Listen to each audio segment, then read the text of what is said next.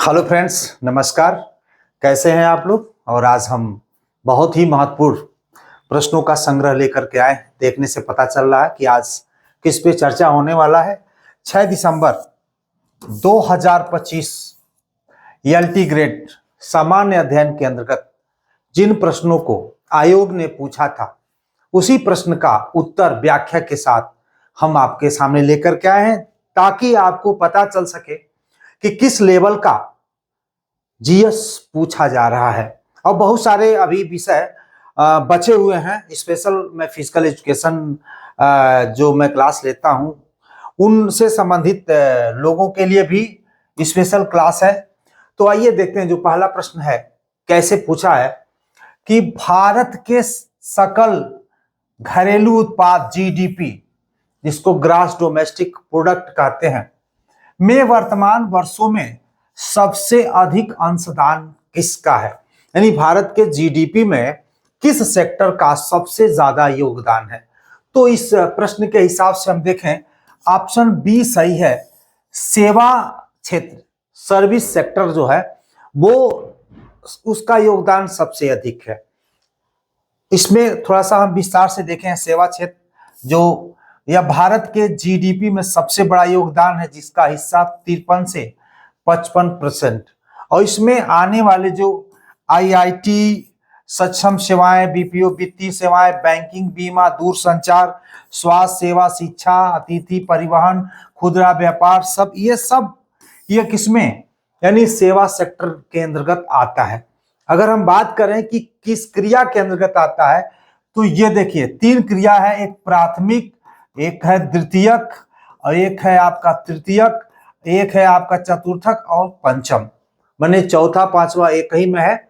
जो ये primary sector जो कृषि वगैरह से संबंधित है, और ये विनिर्माण, यानी जो वस्तु को रॉ मटेरियल से उसे मूल्यवान वस्तु में बदलने की प्रक्रिया होती है। और तीसरा है आपका सेवा उद्योग क्षेत्र, और चौथा है जो मतलब शोध और संस्थान की। हम और आगे बात करते हैं। इसका देखते हैं कि जो औद्योगिक सेक्टर है, जिसको हम सेकेंडरी सेक्टर कहते हैं, यह दूसरे स्थान पर है, जिसका योगदान जीडीपी में 31% है। और जो प्राइमरी सेक्टर है, यह जीडीपी का लगभग 17 से 18% इसका योगदान है। और बात करें कि सबसे ज्यादा इंप्लॉयमेंट पूछता है कि सबसे ज्यादा रोजगार किस सेक्टर में है, प्राइमरी, सेकेंडरी कि थर्ड या फोर्थ। तो सबसे ज्यादा जो है ये प्राइमरी, जो कृषि होता है वो प्राथमिक क्षेत्र के अंतर्गत आता है। जैसे आखेट करना, कृषि करना, जंगलों से लकड़ी काटना, खुदाई करना, ये सब प्राइमरी सेक्टर के अंतर्गत आता है। जो प्राइमरी सेक्टर में अभी भी देश का सबसे अधिक रोजगार यहाँ पे आपको उपलब्ध है। सबसे ज्यादा रोजगार प्राइमरी सेक्टर, और सबसे ज्यादा अगर किसी देश को इनकम प्राप्त होता है, पैसा प्राप्त होता है, तो वो हम कह सकते हैं वो तृतीयक सेक्टर, जिसको हम सर्विस सेक्टर या सेवा क्षेत्र कह सकते हैं। अल्ट्रासोनिक तरंगों की आवृत्ति होती है। अल्ट्रासोनिक तरंगों की आवृत्ति होती है, ऑप्शन है 20 हर्ट्ज से अधिक। ऑप्शन आपका सही उत्तर है 20 हर्ट्ज से अधिक। अल्ट्रासोनिक तरंगे ये वे ध्वनि तरंगे होती है जिनकी आवृत्ति मानव सुनने की ऊपरी सीमा 20 हर्ट्ज से ऊपर होती है, जिससे मनुष्य इन्हें सुन नहीं पाते हैं। और मानव श्रवण सीमा मनुष्य के आम तौर पर ये 20 हर्ट्ज तक की आवृत्ति को सुन सकते हैं। उससे अधिक होती तो उसको हम सुन नहीं सकते। इसलिए ऑप्शन बी आपका सही उत्तर है। ये सब पूछा हुआ है 2025 6 दिसंबर को पूछा हुआ है। इनमें से कौन सा जोड़ा सही नहीं है। यहाँ पे देखिएगा, ये मसाई, ये सब जनजातियां हैं। मसाई जनजाति, अमेरिका, सेमाई, मलेशिया, बुशमैन, कालाहारी मरुस्थल, माओवारी, न्यूजीलैंड। इसमें जो कौन सुमेलित नहीं है, ऑप्शन ए जो है वो सुमेलित नहीं है। दरअसल ये जो प्रश्न था वो कूट बना करके दिया था, तो कूट बनाने में, सेट करने में थोड़ा दिक्कत होती है हमको, इसलिए हमने थोड़ा सा उसको कन्वर्ट कर दिया। प्रश्न सेम यही है, बस कूट से मिलान करने की बात थी, लेकिन सारी जानकारी यहाँ पे आपको दे दी गई है। तो ऑप्शन ए आपका सही नहीं है, यही नहीं है। अब देखिए मसाई, ये जो है मसाई कहाँ की है, पूर्वी अफ्रीका, केन्या, तंजानिया के लोग जो है वो मसाई से रिलेटेड है। सेमाई जो है वो मलेशिया के मूल निवासी है। बुशमैन जो है वो कालाहारी मरुस्थल दक्षिण अफ्रीका के मूल निवासी है। माओरी जो है वो न्यूजीलैंड के मूल निवासी है। तो यहाँ पे हमने ये भी बता दिया कि कहाँ के कौन से हैं, तो क्लियर हो गए। अगर फिर से अगर इसी में घुमाता है तो आप नहीं फंसेंगे। अगर आपको हमारे जीएस प्रैक्टिस सेट का पीडीएफ चाहिए तो ये पीडीएफ बुक, ये जैसे ये प्रैक्टिस सेट, इसको लेकर के जीएस का मेरा तीसरा प्रैक्टिस सेट होगा, जिसे आप 30 रुपया में आप प्राप्त कर सकते हैं। और यह है 9450850327 पे आप व्हाट्सएप नंबर है, यहाँ पे आप मैसेज करेंगे तो मैं आपको पीडीएफ 30 रुपया में ये तीनों उपलब्ध करा दूंगा। प्रसिद्ध दूध सागर प्रपात किस नदी पर स्थित है? दूध सागर, तो ऑप्शन ए है मंडोवी नदी पर यह दूध सागर प्रपात स्थित है। और दूध सागर जो जलप्रपात है गोवा कर्नाटक सीमा पर स्थित है। यह मंडोवी नदी पर बनता है। यह भारत के सबसे ऊंचे और सुंदर जलप्रपातों में से एक है। आइए नेक्स्ट चलते हैं प्रश्नों की तरफ। किस फसल को फसलों का ऊंट के नाम से जाना जाता है? पूछा था, फसलों के ऊंट के नाम से जाना जाता है, तो ऑप्शन ए सही है, ज्वार, जिसको सोरचम भी कहते हैं। हम कह सकते हैं ज्वार फसलों के ऊंट के समान माना जाता है, क्योंकि यह शुष्क मिट्टी में उगने और लंबे समय तक सूखे को झेलने की क्षमता इसके अंदर होती है। जिस तरह से ऊंट बिना पानी पिए कई दिनों तक रह सकता है, उसी तरह से यह भी है आपका। नेक्स्ट चलते हैं प्रश्नों की तरफ। निम्नलिखित में से किस आधार पर जैव विविधता हॉटस्पॉट परिभाषित किए जाते हैं? यानी जैव विविधता हॉटस्पॉट किस आधार पर परिभाषित किए जाते हैं? तो ऑप्शन ए सही है, वनस्पति। ऑप्शन ए सही है, वनस्पति। जैव विविधता हॉटस्पॉट को मुख्य रूप से उनके उच्च स्तर के स्थानिक वनस्पति पौधों की प्रजातियों के आधार पर परिभाषित किया जाता है, इसलिए ऑप्शन ए आपका सही उत्तर है। भारत में सर्व शिक्षा अभियान को कब प्रारंभ किया गया था? तो ऑप्शन आपका बी सही है, 2001 में। 2001 में। उद्देश्य क्या? 6 से 14 वर्ष के बच्चों की प्रारंभिक शिक्षा का सार्वभौमिकरण करना, यानी यहाँ से 6 से 14 साल के बच्चों के लिए सर्व शिक्षा अभियान 2001 में लागू किया गया था। प्रेरणा भारतीय संविधान के 86वें संशोधन से जिन्हें शिक्षा को मौलिक अधिकार बनाया गया, नेतृत्व अटल बिहारी वाजपेयी सरकार द्वारा शुरू किया गया। अब मैं ये तो पूछ दिया, लेकिन आने वाले प्रश्नों में इसी से अगर रिलेटेड पूछता है तो हो सकता है इसमें से कोई प्रश्न डाल दे, इसलिए मैं व्याख्या के साथ आपको समझा रहा हूं ताकि वहां पे कोई दिक्कत न हो। किसी व्यक्ति की स्वतंत्रता को सुरक्षित रखने के लिए उच्च न्यायालय द्वारा निम्नलिखित में से कौन सी रीट जारी की जा सकती है? तो यहाँ पे बंदी प्रत्यक्षीकरण है। ऑप्शन डी सही है। बंदी प्रत्यक्षीकरण का अर्थ है किसी बंदी को अदालत के सामने प्रस्तुत करो। किसी बंदी को अदालत के सामने प्रस्तुत करो, तो ऑप्शन डी सही है। नेक्स्ट, नीचे दी गई फसलों में से कौन सा मोटा अनाज नहीं है? मोटा अनाज नहीं है तो स्वाभाविक है गेहूं मोटा अनाज नहीं है। मक्का, ज्वार, बाजरा सब ये मोटा अनाज है। और मक्का जो है वो खरीफ फसल है, और ज्वार और बाजरा मुख्यतः खरीफ फसलें हैं। गेहूं जो है रबी की फसलें हैं, जो अक्टूबर नवंबर में बोया जाता है और मार्च अप्रैल में काटा जाता है, उसे हम रबी फसल कहते हैं। एक जायद भी होता है जो दोनों के बीच में बोया जाता है, गेहूं धान के बीच में। जून 25 में किस देश ने अपने 2 बच्चों की नीति को समाप्त कर दिया? 2 बच्चों की नीति को समाप्त कर दिया। ऑप्शन डी है आपका वियतनाम। जून 25 में वियतनाम ने गिरती जन्म दर, बढ़ती उम्र की आबादी के कारण अपने लंबे समय से चली आ रही 2 बच्चों की नीति को आधिकारिक तौर पे क्या कर दिया है? समाप्त कर दिया। बूढ़ों की संख्या बहुत ज्यादा हो गई थी और युवाओं की संख्या कम हो रही थी, इसलिए 2 बच्चों की नीति को समाप्त कर दिया। आप 3-4 भी अब कर सकते हैं, कोई दिक्कत नहीं है। नेक्स्ट, डूरंड कप किस खेल से संबंधित है? तो ये है आपका फुटबॉल से डूरंड कप है, और इसकी स्थापना 1888 हेनरी मार्टिनर डूरंड द्वारा किया गया था। ये एशिया का सबसे पुराना कप भी हम कह सकते हैं। फतेहपुर सीकरी में सम्राट अकबर द्वारा कौन सी इमारत निर्मित कराई गई थी, कौन सी इमारत निर्मित कराई गई थी? तो यहाँ पे पंचमहल है। सही उत्तर आपका पंचमहल, फतेहपुर सीकरी का प्रसिद्ध 5 मंजिला स्तंभों वाला ये महल है। यह मुख्यतः रानियों और शाही महिलाओं के लिए वायु संचरित मनोरंजन स्थल के रूप में उपयोग किया जाता है। इससे रिलेटेड भी हम सारे महल को बताएंगे। यहां देखेंगे मारियम कोट अकबर ने बनवाया था। मारियम कोठी को भी अकबर ने ही बनवाया था। और जो है मारियम उज जवानी का निवास था। बीरबल कोठी भी अकबर ने बनवाया था। जो बीरबल के लिए निर्मित निवास स्वर्ण महल भी अकबर ने बनाया था, जिसको सुनहला मकान भी कहते हैं। इबादत खान ये धार्मिक चर्चाओं के लिए निर्मित स्थान है, सब अकबर ने बनवाए थे। देखिए यहाँ प्रश्न क्या पूछ रहे हैं हम, अकबर द्वारा। तो ये अकबर के द्वारा पुनः, जैसे पंचमहल पूछ दिया तो इनमें से कोई अगर महल पूछ दिया तो आप न फंसिए, उससे रिलेटेड और भी मैं लेकर अभी बताता हूं। बिल ऑनलाइन गेमिंग के संवर्धन और विनिमय से संबंधित था। इस दौरान सरकार ने खुलासा किया कि लोग हर साल करीब 20,000 करोड़ रुपए गंवा रहे हैं। यह बिल लोकसभा में कब पेश किया गया था?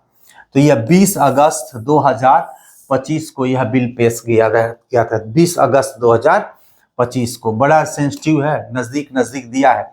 देखिए अकबर द्वारा निर्मित कुछ अन्य इमारतों की भी बात यहाँ कर लेते हैं। जोधाबाई महल भी अकबर ने बनवाए थे और ये रानी का महल था।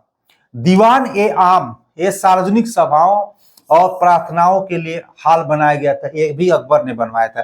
दीवान ये खास निजी बैठकों के लिए यह हाल था। बुलंद दरवाजा यह गुजरात विजय के उपलक्ष्य में निर्मित विशाल एक प्रवेश द्वार था।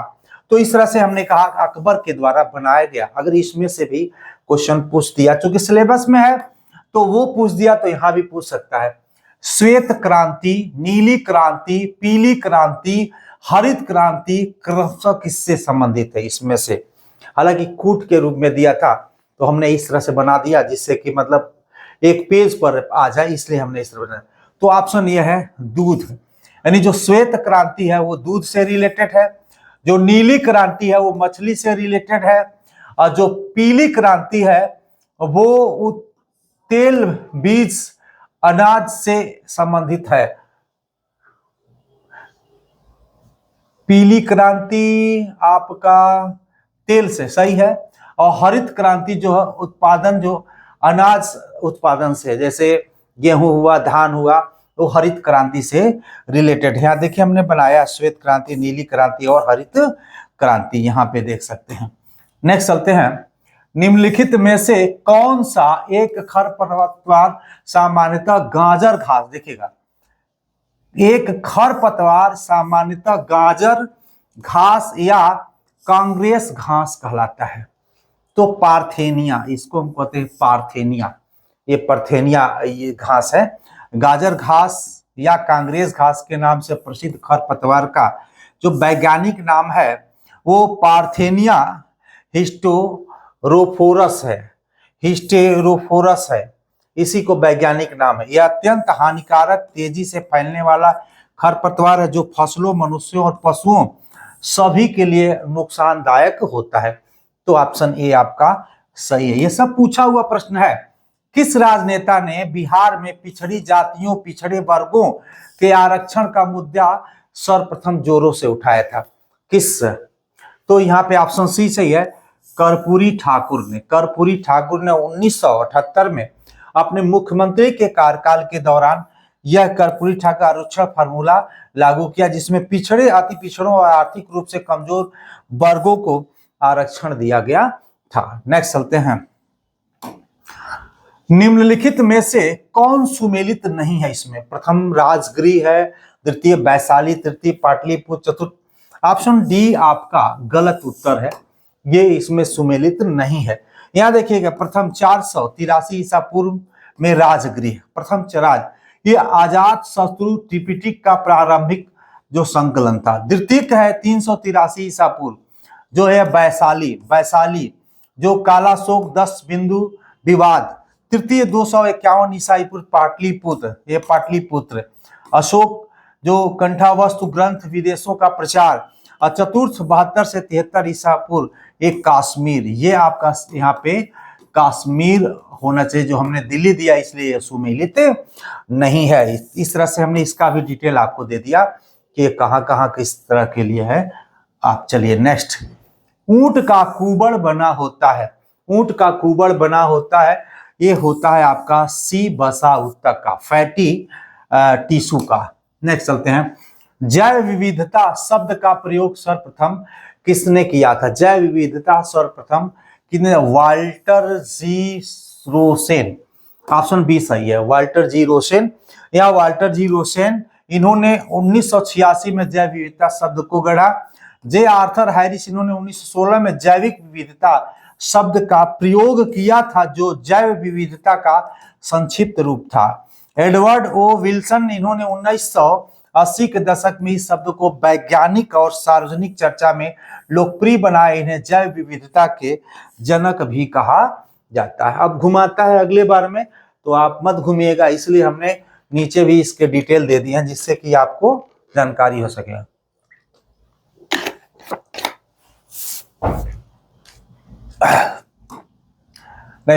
निम्नलिखित में से कौन सा विश्व का सबसे व्यस्ततम समुद्री मार्ग है? व्यस्ततम समुद्री मार्ग है उत्तरी अटलांटिक समुद्री मार्ग, ऑप्शन आपका बी सही है। यह एस आकार का होता है, यस आकार का होता है।